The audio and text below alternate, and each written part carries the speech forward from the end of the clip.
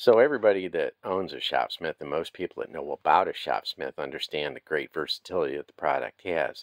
It can be a table saw, horizontal borer, lathe, drill press, drum sander, disc sander, and that it has the capability to do molding, shaping, routing, and that you have multiple attachments like the belt sander, band saw, joiner, planer, and scroll saw that you can add to the unit as well. But there's an unadvertised function that the Shopsmith has that I'm going to show you. One of my big interests more recently is lathe turning. Took a class and I've kind of been spurred on to do all kinds of projects. This is a bowl that I'm turning from spalted maple that actually came from a tree that we had to sacrifice in order to build my workshop extension on my garage. And on some projects, when I want to try to spare as much of the wood as I can, I will glue a tenon onto the bowl rather than turn the tenon from the wood of the bowl.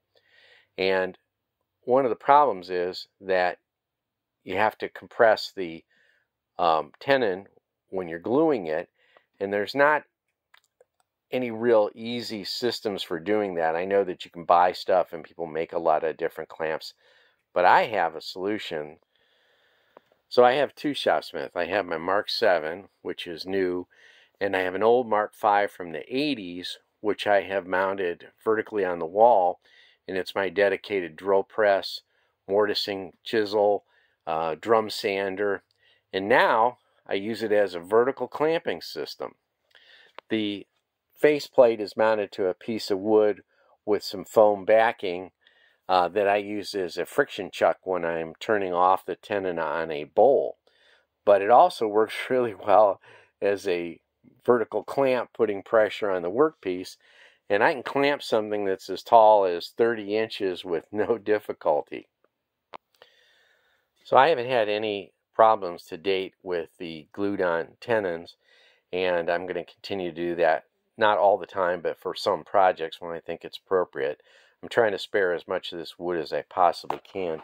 The wood does have some large defect, and it needs to dry out quite a bit. The turnings, I was still getting quite a bit of end grain tear out, even though I'm pretty good at doing that. But what I'm going to do, the bowl's testing at 13% moisture right now, and when I get it down closer to below 8, I will immerse it in epoxy and put it in a vacuum container, and it will impregnate the bowl.